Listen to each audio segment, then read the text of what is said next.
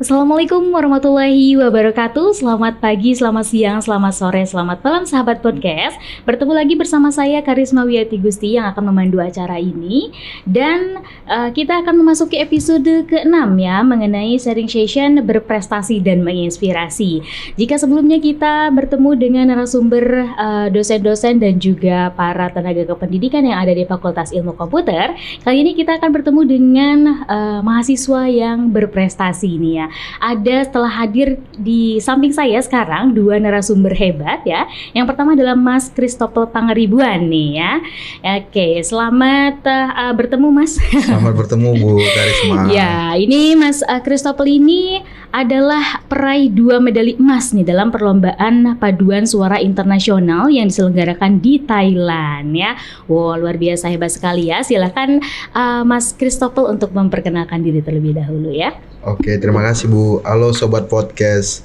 Perkenalkan, nama saya Christopel Pangaribuan, biasa dipanggil Chris oleh teman-teman saya. Di sini saya sangat berterima kasih karena Ibu dan juga pihak fakultas mengundang saya dalam acara prestasi. Mungkin dari banyak teman-teman yang di sana yang jurusan ilmu komputer dan juga sefakultas dengan saya, mungkin masih banyak yang layak duduk di sini. Oleh sebab itu saya sangat berterima kasih dengan pihak fakultas, dan juga saya juga di sini sebagai narasumber pertama, yaitu tentang lomba luar negeri paduan suara. Dan juga saya di Fakultas Ilmu Komputer, saya juga sebagai di BEM, saya juga sebagai Kepala Departemen Ekonomi Kreatif, dan juga di paduan suara saya juga menjadi anggota aktif, dan kebetulan juga di tahun ini saya menjadi anggota aktif. Jadi di tahun pertama saya tidak masuk paduan suara dikarenakan saya juga ikut paduan suara dari SMP dan SMA. Jadi saya sedikit bosan dan ingin mencoba belajar akademik saya, sehingga saya stop dulu 1 tahun. Namun karena saya mendengar ada lomba ini di paduan suara ke luar negeri, kesempatan ini kita lomba, dan juga ada jalan-jalannya Bu juga. Iya.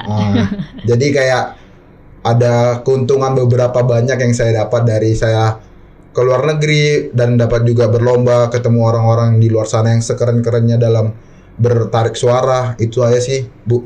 Ya, berarti sudah lumayan lama ya menggeluti paduan suara ini dari zaman sekolah berarti ya? Iya benar Bu, dari SMP, SMA. Oke, ternyata dia baru gabung lagi gara-gara ada lomba gitu ya. Kalau nggak ada lomba nggak niat gabung gitu? Nggak niat Bu sih Bu.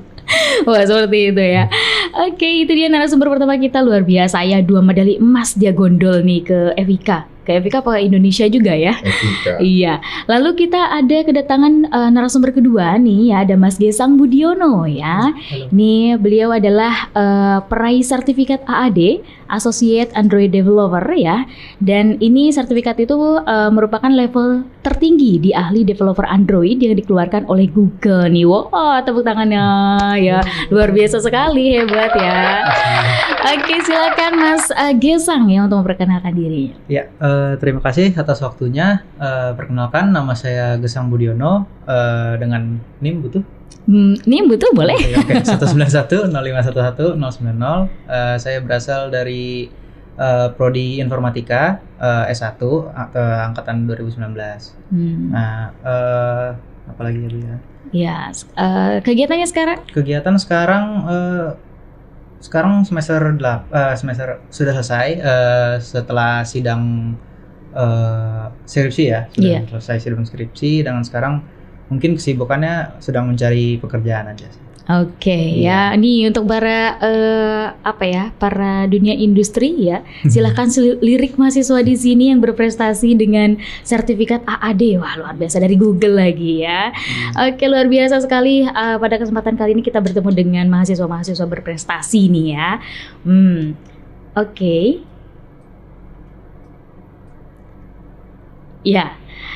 Nah, kita akan sharing session ya mengenai prestasi-prestasi kalian selama ini nih ya. Jadi bagaimana kita akan berbagi pengalaman bersama sahabat podcast di sini mengenai prestasi dan juga kiat-kiat kalian bagaimana mendapatkan prestasinya selain perkuliahan tentunya ya. Kalau Mas Chris ini masih aktif berkuliah, sedangkan kalau Mas Gesang itu sudah selesai gitu ya. Tapi bagaimana nih selama ini proses-proses itu kalian jalani sehingga bisa menghasilkan prestasi nih ya. Nih untuk Mas Christopel bisa diceritakan terlebih dahulu nih bagaimana pengalaman kejuaraannya sampai bisa meraih 2 medali emas ini gitu. Oke Bu, terima kasih.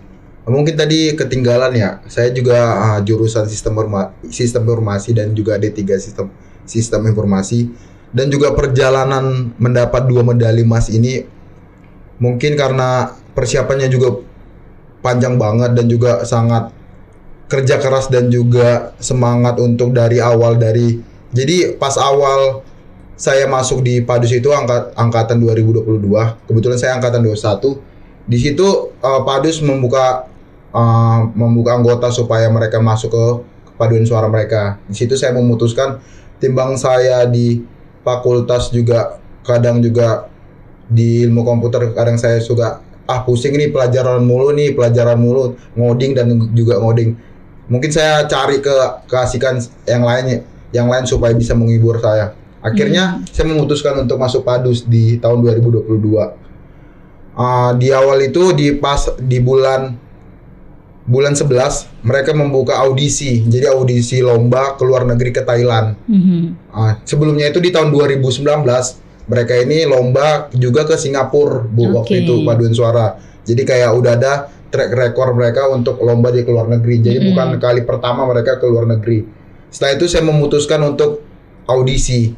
Tapi ketika audisi saya juga sudah pesimis Bu. Kenapa pesimis? Karena lawan saya waktu audisi itu mereka yang sudah lama nyanyi di paduan suara di UPN tersendiri dan juga para alumni. Jadi pas paduan suara ini, pas audisi ini mereka membuka untuk semua orang. Oh, termasuk alumni? Iya, termasuk alumni. Jadi berapa orang tuh kira-kira? Alumni ada sekitar 10-an ke atas lah Bu. 15, dan juga ada mahasiswa aktif yang di UPN dari beberapa jurusan yang lain.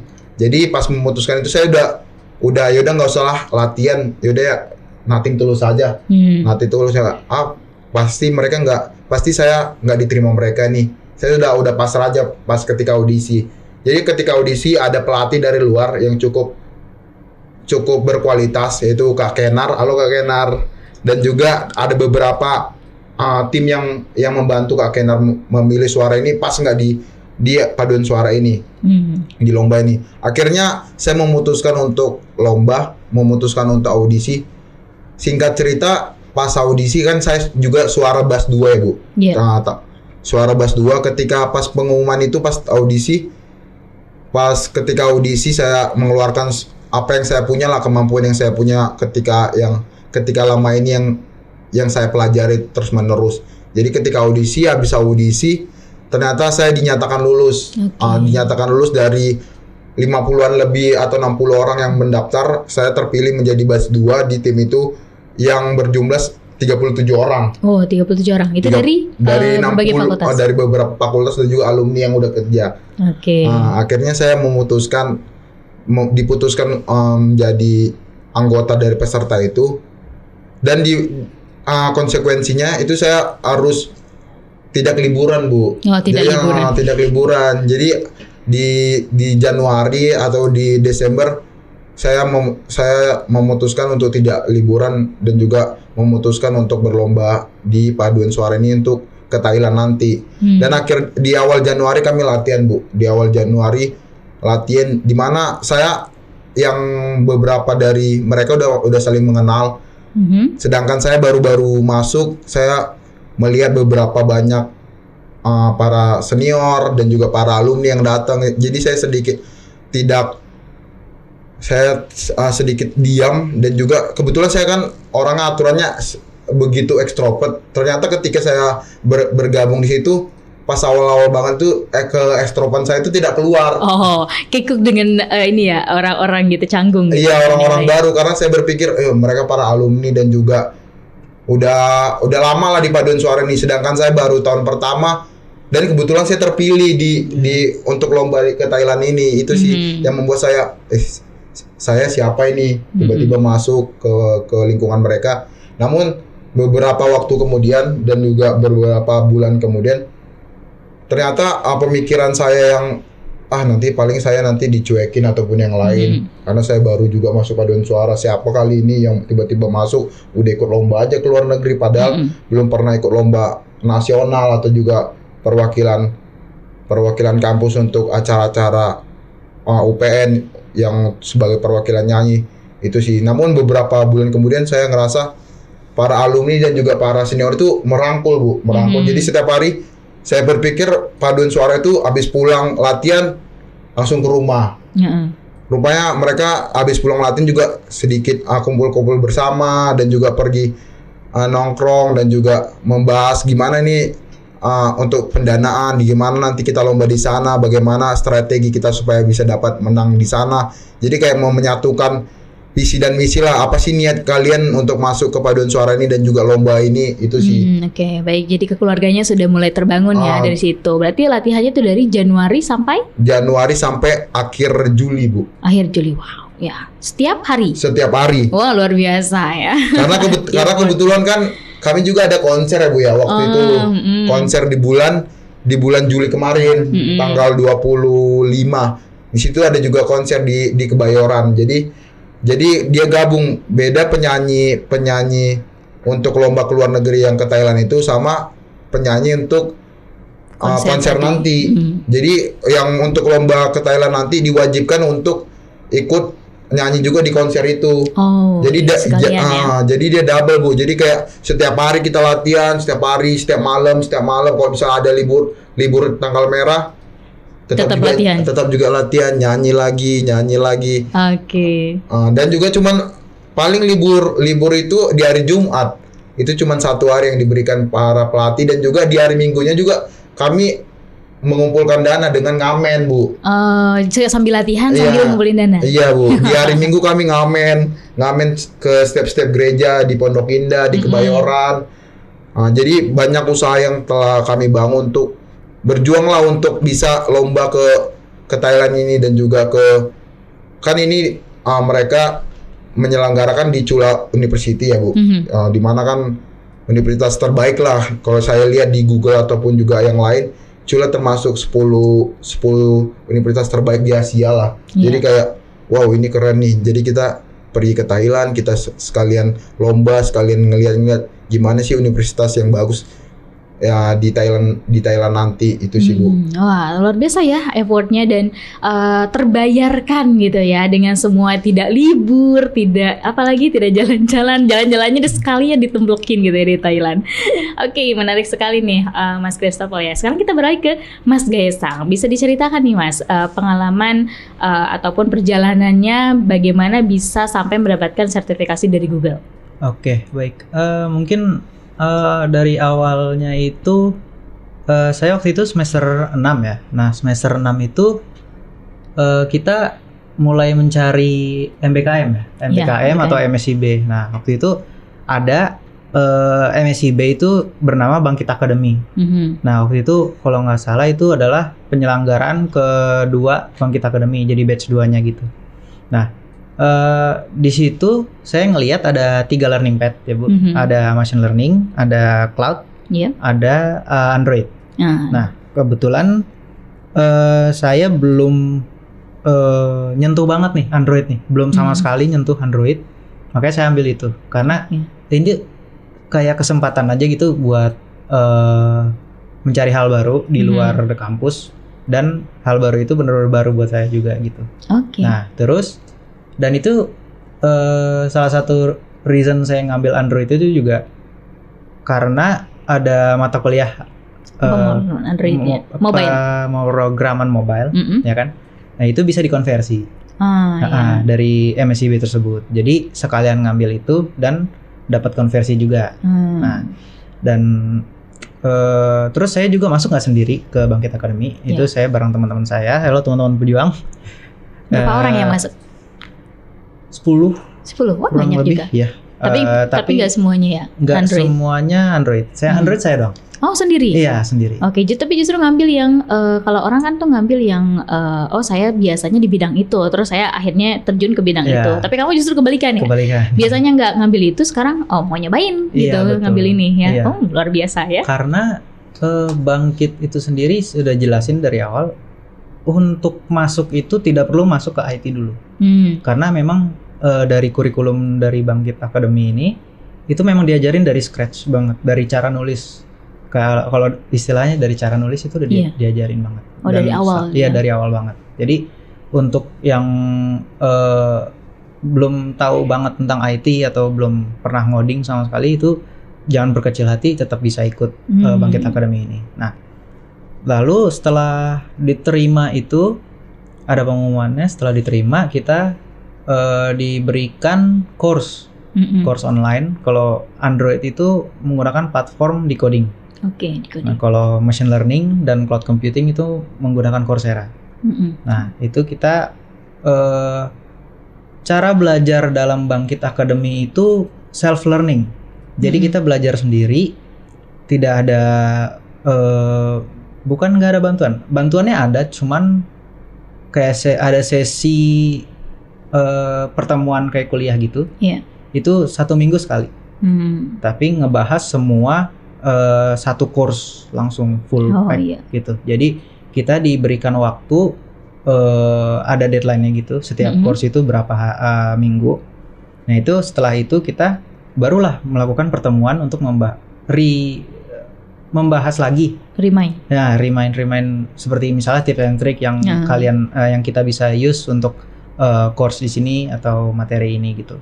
Nah, jadi basically semuanya itu adalah course. Yang main fokusnya itu course. Jadi ada, kalau nggak salah ada 8 atau 9 course.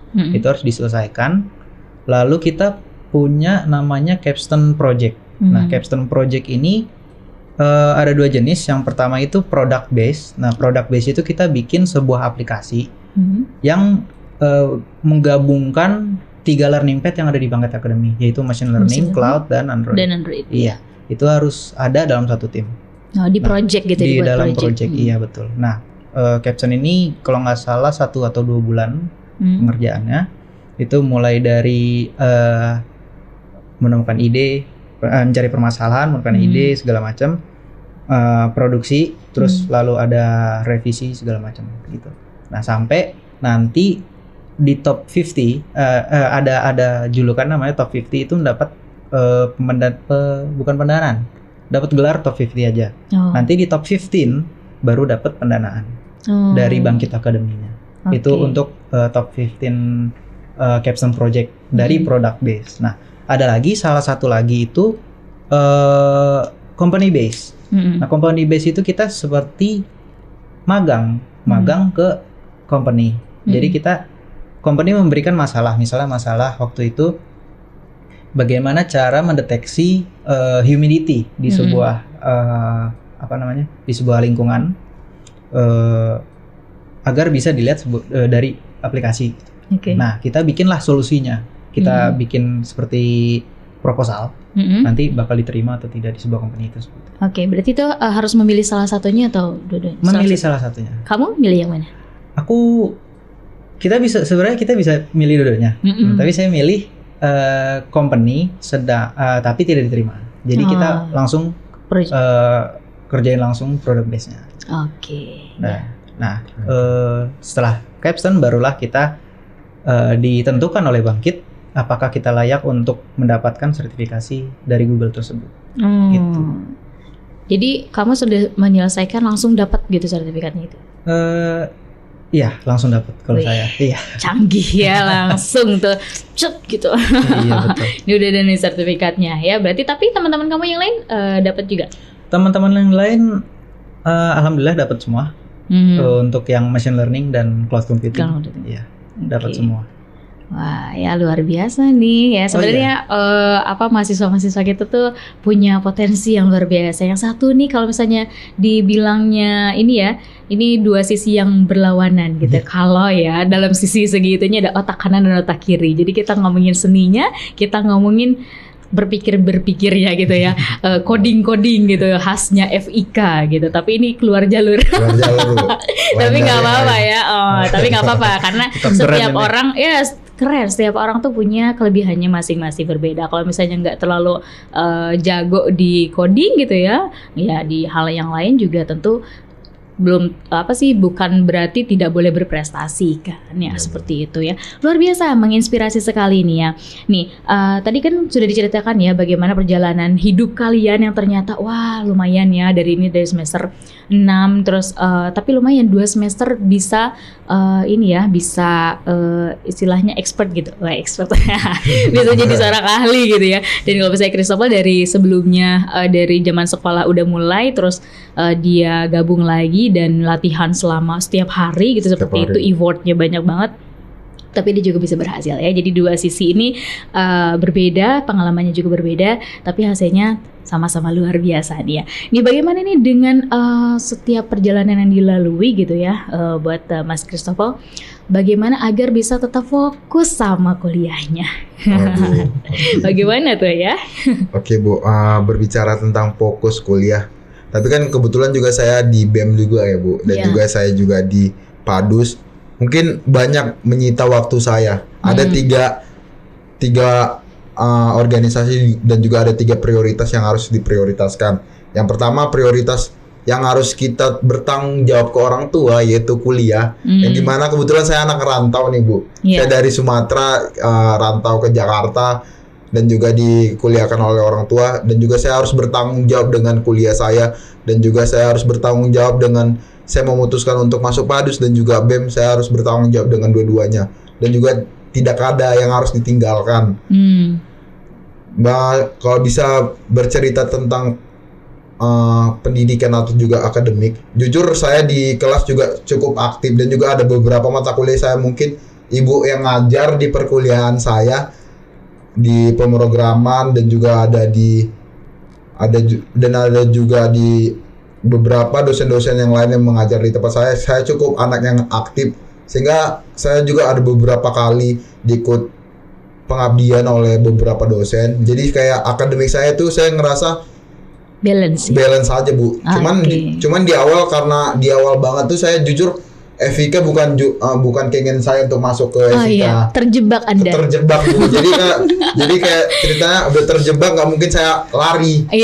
Lanjutkan betul ya. Karena ada tanggung jawab yang besar yang diberikan orang tua kepada saya. Jadi kayak mau nggak mau ini harus diselesaikan, gimana caranya. Yang penting harus kelar selesai tepat waktu, dan juga tidak ada ngulang, dan juga tidak ada penambahan tahun. Jadi sehingga ketika saya di perkuliahan ya udah biasa-biasa aja, semua pelajaran saya ikuti, dan juga saya masuk kelas setiap hari, mengerjakan tugas setiap hari, ujian saya belajar sedikit-sedikit, dan juga meminta bantuan kepada teman-teman yang lumayan sedikit jago di bidang IT, kayak web programming, mobile programming, karena saya berpikir waduh, kayaknya ini kepala saya pusing banget nih di mata pelajaran ini. Jadi motivasinya adalah orang tua. Orang tua. Karena berpikir kan orang tua juga tinggal di Medan sendiri. Kebetulan sendiri. Jadi kayak nggak mungkin ini nggak mungkin aku main-main, ataupun walaupun nggak sesuai jurusan yang aku ambil. Karena kan di awal kan saya mau masuk psikologi. Psikologi jauh sekali ya.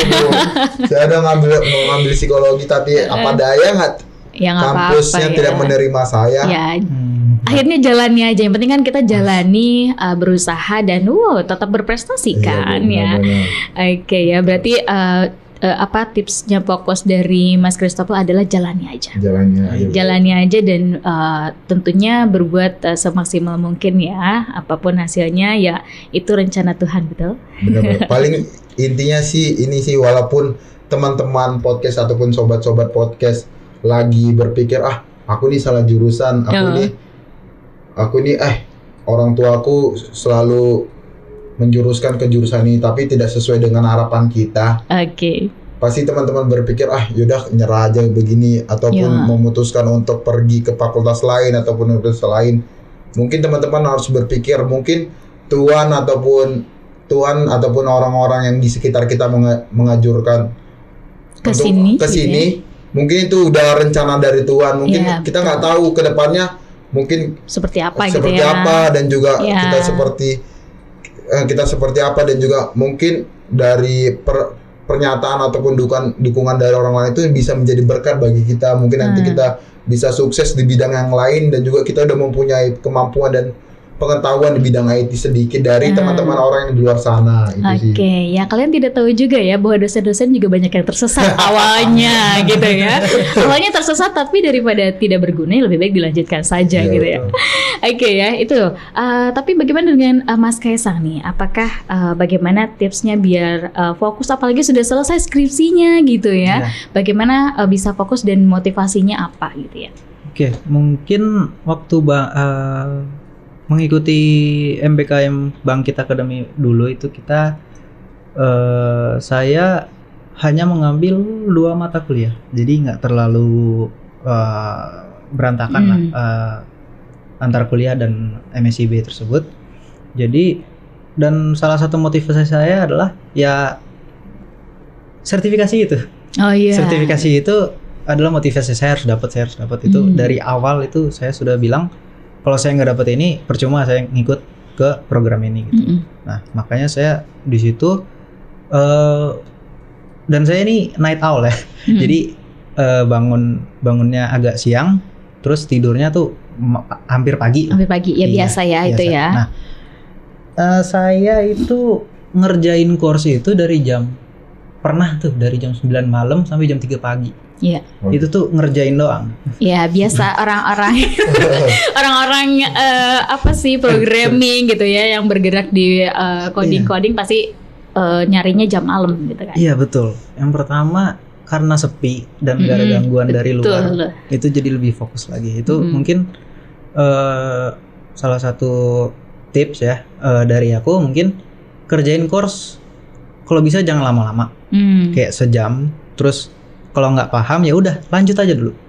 Lanjut dulu sampai akhir, sampai exam. Nah, examnya itu biasanya pilihan ganda, jadi nggak terlalu demanding lah, bukan project gitu. Kecuali exam tersebut project. Nah, kalau examnya nggak project itu kita kerjain aja dulu, salah nggak apa-apa.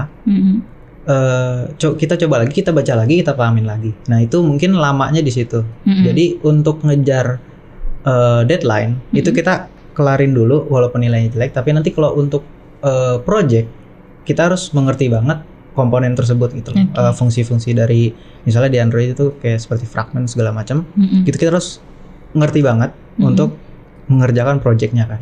Nah, itu baru yang lama tuh di situ.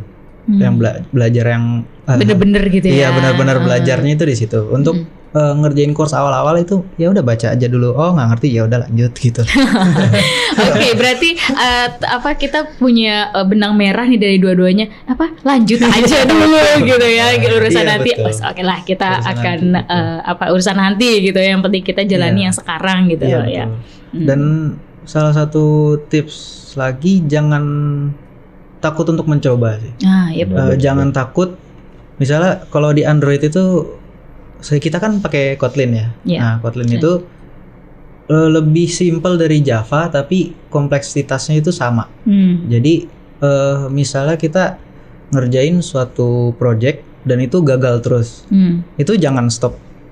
Kalau pas gagal tuh jangan stop gitu. Kita coba dulu ulik-ulik segala macam, walaupun tampilannya jelek. Tapi yang penting berfungsi.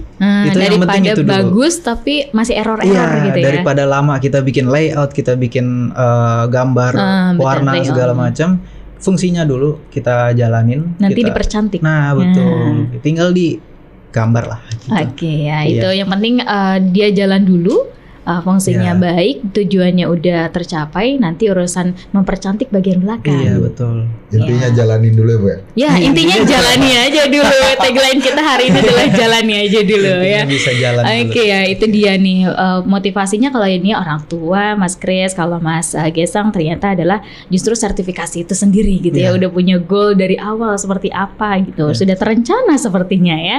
Nah, bagaimana nih kita kiat-kiat khusus dari Mas Christopel?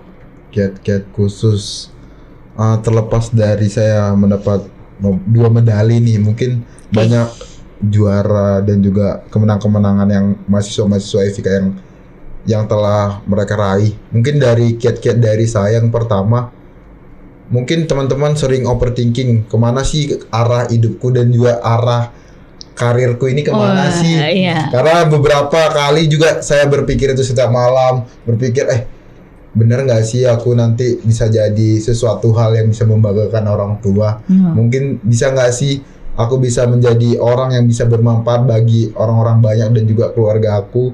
Mungkin beberapa ketakutan yang sering aku pikirkan ketika malam hari. Bisa nggak sih aku lebih hebat dari abang aku? Mungkin teman-teman juga merasakan apa yang aku rasakan. Apalagi teman-teman di usia 20-an dan juga beberapa kali berpikir seperti itu. Mungkin juga teman-teman ngerasa hidup ini gini-gini aja, nggak ada perubahan, nggak ada. Karena dari awal juga aku di ilmu komputer nggak berniat banget nih untuk terjun di ilmu komputer, karena orang tua menganjurkan tuh supaya aku kuliah di negeri yang kebetulan agak sedikit murah dari kuliah-kuliah di swasta. Dan juga aku kan ngerantau, jadi kayak meringankan beban orang tua. Jadi kayak mau nggak mau ya udah masuk ilmu komputer dan juga di Universitas Negeri di Jakarta, yang karena kebetulan saya juga dari kampung dan juga sekolah kampung. Jadi beberapa di SMA aku itu banyak mahasiswa yang sedikit banget yang masuk negeri. Iya. Jadi kayak satu angkatan bisa dikatakan 5 orang, 6 orang. Jadi kayak sekolah kampung, jadi kayak belum banyak yang dapat bersaing di kampus-kampus negeri yang bisa mereka masukin. Itu sih Bu. Paling kiat dari aku, boleh aja overthinking. Cuman teman-teman harus sadar bahwa apa yang kita harapkan dan apa yang kita pikirkan untuk membahagiakan orang tua, pasti ada aja rencana Tuhan. Jadi kayak contohnya aku nggak pernah berpikir untuk lomba ke luar negeri, bisa ke Thailand dan juga jalan-jalan dan juga bisa meraih juara medali emas dua kategori. Jadi kayak teman-teman jangan berpikir aku ini nggak berguna buat orang tua ini, nggak ada pengharapan. Jadi kayak teman-teman harus terus berjuang dan terus berharap dan juga terus berpikir bahwa keinginan kita dan juga overthinking kita setiap malam, bisa nggak kita menjadi orang hebat dan juga bisa membanggakan orang tua, itu mungkin akan tercapai. Mungkin akan tercapai, cuman mungkin nggak di jalan yang teman-teman harapkan. Mungkin teman-teman berpikir nanti aku bisa di beberapa tahun kemudian aku menjadi programming terkenal. Ternyata Tuhan tidak menakdirkan teman-teman jadi programming terandal. Di beberapa tahun kemudian ternyata teman-teman bisa menjadi sesuatu yang lain, contohnya jadi vlogger ataupun YouTuber ataupun juga jadi apapun itu yang penting berguna. Yang penting berguna itu. Betul. Sih Bu. Oh iya, tadi dua kategori itu apa aja ya? Kalau 2 kategori, yang pertama itu Sakrat Musik Open. Jadi Sakrat Musik Open itu para yang usia di atas 20-an ke atas ataupun 19-an ke atas. Jadi kayak bukan mahasiswa sepenuhnya Bu. Jadi campur lah, bisa dikatakan campur. Jadi kayak orang tua ataupun usia 30-an, 40-an masih bisa ikut. Karena tadi ada alumni juga. Ada alumni juga Bu. Baru yang kedua ada mix choir. Ada mix open, jadi kayak lagu campuran. Jadi ada lagu campuran. Jadi ini juga diikutin beberapa umur juga, kayak di atas 20-an ke atas, 30-an, 40 masih bisa ikut. Oke, boleh dilihatin? Boleh. Agak sedikit sombong ya Bu ya. Oh iya, nggak apa-apa, sombong-sombong Ria. Oke, sebelah sini ya, ada dua-duanya tuh medalinya ya. Oke, wah emas nih ya, bisa dijual berapa karat Mas? Gak bisa dijual. Kebetulan bukan punya saya pribadi. Punya barang-barang ya. Oke ya, nggak apa-apa. Wah luar biasa nih ya. Oke, langsung digondol. Nah, lalu untuk kiat-kiat dari Mas Getsang sendiri bagaimana? Oke, mungkin kiat dari aku sih yang penting jangan menyerah. Itu jadi aku punya cerita. Waktu sebelum semester 6 itu aku hampir nggak lanjut kuliah. Oh iya, kenapa? Ya, ada permasalahan di rumah lah. Di rumah. Ya, terus itu sempet nggak lanjut kuliah lagi. Nah itu, terus aku bilang ke orang tua, aku masih mau kuliah. Nah karena sayang nih udah kalau nggak salah 3 semester apa 4 semester gitu. Udah semester 4, sayang nih udah setengahnya gitu lah. Bentar lagi selesai gitu. Nah itu lanjutlah di situ saya ke warnet. Saya ya kuliah di warnet, waktu itu online kalau nggak salah. Iya, jadi masih pandemi ya? Iya, kalau nggak salah. Iya, waktu pandemi itu saya kuliah ya di warnet. Saya pagi datang jalan ke warnet, nyewa berapa jam gitu. Ya itu sebenarnya males sih kayak gitu. Karena warnetnya tuh agak jauh, kayak setengah jam. Dari naik motor tuh setengah jam. Jadi sama aja kayak saya kesini juga. Kalau dari rumah ke sini itu setengah jam itu. Jadi sama, tapi ini bedanya itu ke warnet gitu. Nah, itu dari situ saya belajar banyak bahwa warnet itu mahal enggak. Lumayan loh, berapa jam sehari. Iya, jadi untuk per hari itu kayak precious banget time-nya. Jadi gimana ya? Sayang sama waktu juga, itu kiat aku juga. Jadi sayang sama waktu. Gunakan waktu yang kamu punya sebaik mungkin lah. Sebelum misalnya apalagi ada deadline itu. Jadi itu memicu banget untuk memicu untuk mengerjakan sesuatu lah biar jadi produktif. Nah, kalau yang jangan satu lagi yang tadi aku udah bilang sebelumnya juga, jangan stop kalau gagal. Karena bisa aja di depan itu jurang tapi di bawahnya itu adalah berlian gitu. Nah gitu. Jadi intinya kalau kalian gagal terus dalam suatu hal, belum tentu kalian itu tidak baik dalam hal tersebut. Betul. Gitu. Ada hal yang lainnya juga kalau misalnya mentok di situ gitu. Nah, kalau misalnya mentok di situ berarti ya bukan batas Anda di situ, tapi Anda itu lebih baik bukan di tempat lain juga, mencari jalan yang lain gitu. Iya. Itu. Paling itu sih kiat-kiatnya. Oke, ya. Nah itu kan kalau misalnya saya mencermati gitu ya, jadi kalian tuh berangkat dari kegelisahan di rumah, kegelisahan di rumah gitu ya, tapi akhirnya punya motivasi dan juga tekad untuk tetap berjalan gitu ya, dan akhirnya menemukan sebuah titik, yaitu prestasi kalian yang sudah bisa diraih. Berarti kan motivasi dari orang tua pasti sangat mendukung gitu ya. Benar Bu. Iya, mendukung betul. Kan saling mendukung gitu. Bagaimana setelah dikabari, oh saya dapat ini medali, saya dapat sertifikat, bahagia tentu. Kalau dari mama saya sendiri tuh sedikit lucu Bu. Jadi pas aku umumkan ke mama, Mak, aku dapat dua medali emas nih. Respon dari mama itu langsung bilang, itu medali bisa dijual nggak? Iya kayak ibu juga. Aku juga berpikir, bilang mama ini bisa dijual nggak tuh medali? Aku juga berpikir, mana bisa lah Ma, ini kan buat satu tim juga, dan juga ini juga dibawa untuk alma mater OPN, nggak mungkin untuk konsumsi pribadi dijual. Itu sih yang membuat aku sedikit kocak dan lucu, karena mungkin mama juga nggak tahu ya ini medali emas dan juga punya tim itu, jadi nggak bisa dikonsumsi pribadi, jadi kayak ya nggak bisa Ma, ini buat disumbangkan buat UPN dan juga fakultas aku. Emang 24 karat. nanti dibeliin aja nih Mas, itu apa nih Mah gitu gantinya. Mudah-mudahan Bu ada rezeki. Iya, oke. Kalau dari Mas Gesang, respon orang tua ya, waktu ngasih tahu itu sih paling iya aja karena nggak ngerti. Cuma ya udah bagus, fungsinya ada ya udah gitu. Tapi tetap mendukung kan ya? Iya, tetap mendukung. Ya. Berarti ya selain dari dukungan teman-teman dan juga orang tua, memang ini ya. Nah, berarti kan prestasi yang kalian raih nih ya, ada pengembangan soft skill lain lah yang kalian bisa dapatkan, yang kalian rasakan apa kira-kira Mas Chris? Kalau dari saya yang pertama tanggung jawab Bu.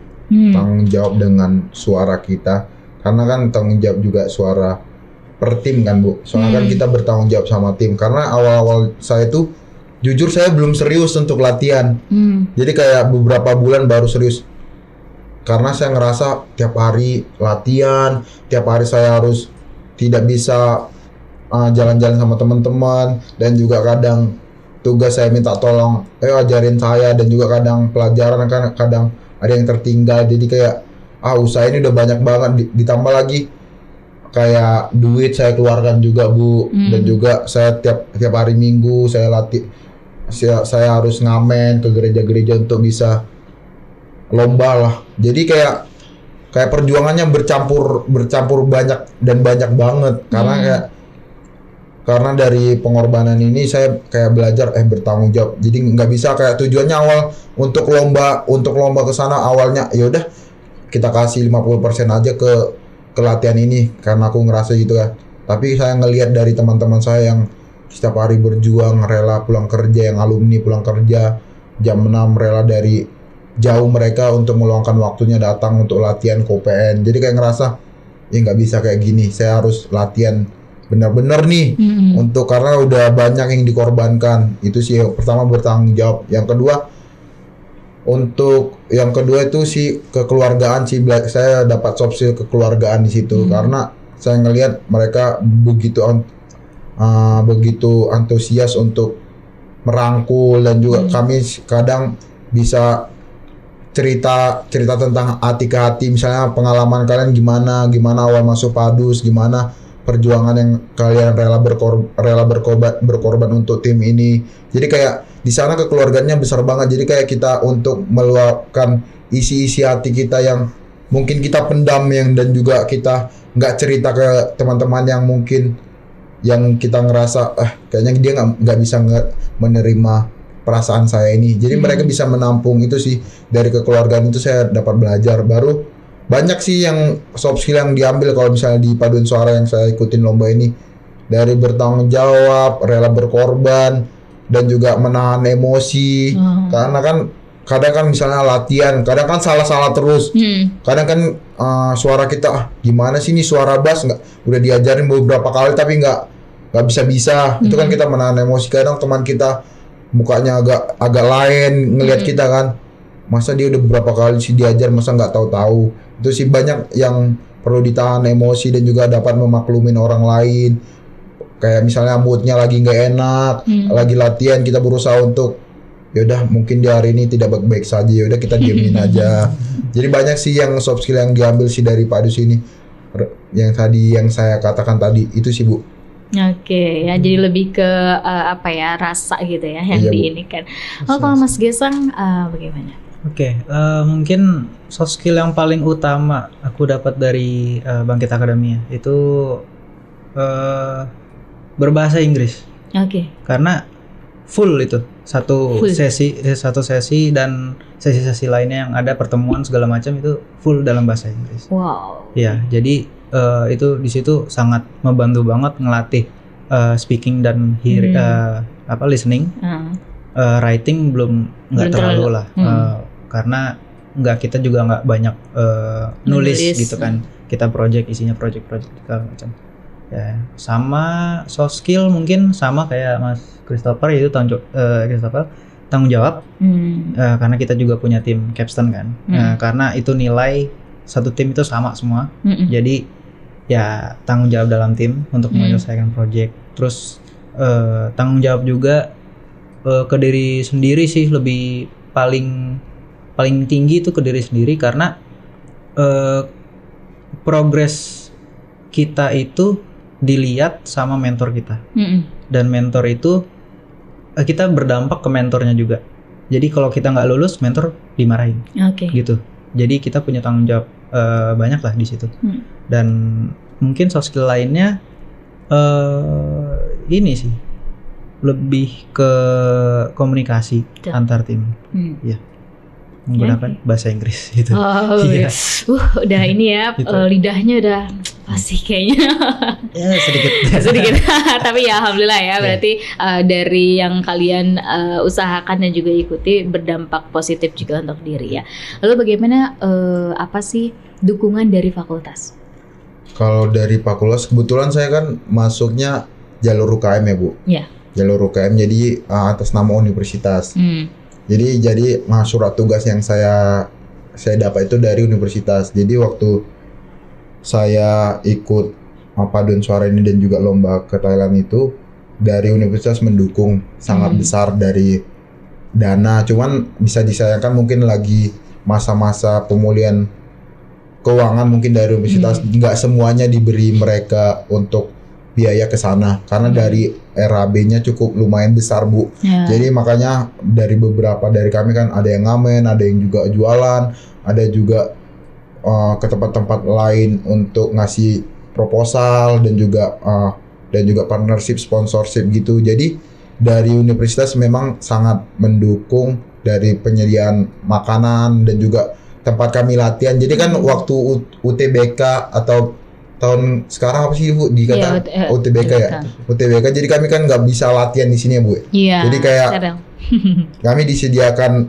rumah yang sekarang jadi rumah yang di dekat itu ya? Iya, dekat Cinere itu Bu, rumah guest house ya, rumah guest house itu. Jadi kami diberi fasilitas bentuk itu untuk supaya kami latihan selama UTBK di universitas ini, dan juga kami disediain fasilitas kayak transportasi ke bandara. Jadi kayak udah kami sangat bersyukur lah dibantu oleh universitas. Dari beberapa RAB yang kami siapkan adalah 1/4 membantu untuk kelangsungan kami ke sana Bu. Oke, tapi ya tetap mendukung lah ya. Ya. Untuk Mas Gesang bentuk dukungannya seperti apa? Untuk bangkit yang ketika waktu dulu mungkin karena masih baru, jadi belum terlalu banyak bersangkut paut sama fakultas. Iya, fakultas. Mungkin hanya sekedar dosen pembimbing dan konversi nilai. Mungkin itu aja bantuan dari fakultas ya. Kita dapat konversi nilai maksimal 20 SKS dan kita juga dapat dosen pembimbing. Nah, mungkin kalau sekarang sudah lebih terintegrasi ya sama Kampus Merdeka kan, udah ada juga Bangkit Akademinya. Sekarang juga udah dibuka nih, kalau nggak salah masih dibuka ya pendaftaran sekarang untuk batch 2. Nah itu sekarang mungkin lebih terintegrasi dari lapor-laporannya, mungkin udah disediakan dari mata kuliah apa aja konversinya untuk MBKM atau MSIB, dan dosen pembimbingnya mungkin sudah bisa dicari sendiri ke fakultas itu. Paling itu aja sih. Ya, oke. Nah kita seru sih ya ngobrol gitu ya, banyak panjang kali lebar kali tinggi gitu, tapi ya waktu kita ini ya terbatas sekali ini. Mungkin Mas Christopher bisa untuk memberikan pesan-pesan kepada teman-teman FIK bagaimana supaya menginspirasi agar bisa mengikuti prestasi dari Mas Christopher. Inspirator. Oke, mungkin dari saya sebagai orang yang bisa dikatakan tidak terlalu mementingkan akademik banget ya, dan juga tidak terlalu yang penting ya udah biasa-biasa aja tentang akademik, karena saya berpikir masih banyak jalan yang harus ditempuh meraih kesuksesan, bukan hanya di ilmu komputer saja dan juga dapat berprestasi di bidang IT saja. Jadi saya berpikir ya udah, karena saya kayak berpikir ya udah saya harus cari cara yang lain ini untuk bisa menjunjung prestasi saya di universitas, dan juga kesempatan link dan juga banyak orang yang saya kenal. Jadi kayak kalau misalnya teman-teman tidak terlalu udah mentok banget nih, dan juga udah terlalu kayaknya di ilmu komputer ini saya udah mentok banget nih, mungkin tips dari saya, mungkin teman-teman harus berpikir lagi untuk cari mana nih yang harus bisa membuat prestasi nih. Contohnya kalau dari saya, bakat saya selama ini yang saya pendam kayak paduan suara, coba hidupkan kembali bakat itu. Itu sih paling. Kalau misalnya teman-teman suka di bidang ilmu komunikasi ataupun juga suka di bidang-bidang yang lain, editor ataupun yang lain, kalau dari saya sarannya ya udah gelutin lagi. Jadi kalau misalnya cuman jangan lupa ya tugas dan tanggung jawab teman-teman di kampusnya ataupun di mata kuliah itu. Jadi kayak ya udah tetap berbarengan jalan antara kuliah dan juga prestasi yang lain, tapi teman-teman harus bertanggung jawab dengan kuliah, karena apa yang harus dimulai harus juga diakhiri. Betul. Karena orang tua juga memberikan uang ataupun juga fasilitas kepada teman itu dengan tulus hati. Masa teman-teman yang udah dikasih fasilitas dan juga ketulusan hati dari orang tua itu disia-siakan saja. Itu sih paling, harus bertanggung jawab dengan kuliahnya. Yang penting teman-teman harus tidak ada yang ngulang ataupun tidak ada yang penambahan waktu untuk kuliah, ya udah kalau misalnya ditetapkan lulus 4 tahun ya udah lulus 4 tahun atau lulus 3 tahun ya udah 3 tahun. Kalau misalnya mudah-mudahan teman-teman mau menyelesaikan 3 tahun, 3,5 tahun ya udah bersyukur. Itu sih paling tip dari saya, cari jalan yang lain ketika teman kayak udah berpikir pusing dan juga yang lain udah berpikir nggak bisa nih, saya nggak akan sukses nih dan juga saya nggak akan berprestasi nih. Itu sih saran dari saya, kayak cari yang bisa membuat teman-teman bisa muncul di permukaan, jangan hanya di permukaan air yang di dalam banget. Jadi kayak teman-teman berusaha untuk di ilmu komputer aku juga biasa-biasa aja, masa nggak ada yang bisa dibanggakan dari aku ini. Itu sih cari yang bisa membanggakan teman-teman itu sih. Oke. Lalu untuk dari Mas Gesang nih ya, pesan-pesan untuk teman-teman Evika. Pesan untuk teman Evika, jangan lupa istirahat. Ini kelihatan capek nih kayaknya ya. Itu sih. Ya mungkin kita kadang seperti yang Mas Kris bilang tadi, kita harus cari jalan lain. Tapi kita juga cari jalan gimana kita bisa tetap tekunin itu semua, tapi kita harus tetap istirahat juga. Karena kesehatan itu tetap paling penting di kehidupan kita kan. Nah jadi kalau kalian punya, lagi-lagi balik lagi ke waktu ya. Kalian punya waktu, jangan sia-siakan waktu dengan secara cuma-cuma gitulah. Misalnya kita bisa istirahat, ya istirahat gitu. Jadi jangan terlalu memaksakan diri, karena kalau memaksakan diri itu terlalu nanti ke depannya itu malah bikin nggak enak. Gimana ya? Ya kesehatannya jadi terganggu gitu. Salah satunya itu sama malah nambah beban di pikiran. Kalau misalnya kita ngerjain suatu project, terus kita kerjain terus, kita nggak istirahat, itu malah nambah pikiran. Ini tuh pas waktu istirahat, aduh tadi ternyata kayak gitu caranya. Terus tiba-tiba mestinya tadi nggak kayak gini, malah jadi muter terus otaknya, jadi nggak sempat istirahat. Makanya jadi jangan terlalu berlebihan dalam mengerjakan sesuatu juga. Tapi tetap dijalani, jangan lupa istirahat ya. Baik. Tapi kalau Mas Gesang tidak bisa menunjukkan sertifikatnya ya? Itu digital soalnya. Digital. Lah ya.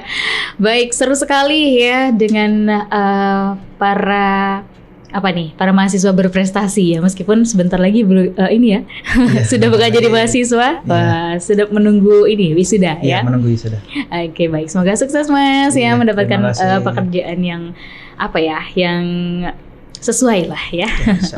Baik, sahabat podcast, kita berada di ujung perjumpaan ya, dan bisa kita tarik kesimpulan kalau misalnya kita tidak boleh kekurangan effort gitu ya. Jadi kita harus tetap menjalankan sesuatu sesuai dengan yang Mas Gesang dan juga Mas Kris berikan tadi gitu ya. Kita diskusikan bahwa kita harus tetap menjalani apa yang sudah kita yang sudah kita tentukan sekarang gitu ya. Dan jangan sampai kita berhenti di tengah jalan. Kita tetap lanjutkan gitu ya dengan jalan yang lain gitu. Tapi kalau misalnya kita sekiranya tidak bisa mendapatkan jalan itu, bukan berarti kita tidak bisa menuju kesuksesan. Masih ada jalan yang lain yang bisa kita raih untuk menuju kesuksesan ya.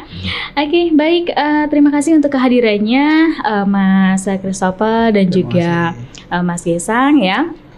Sudah tahu tagline-nya Evika? Sudah. Evika ya, kita coba ya.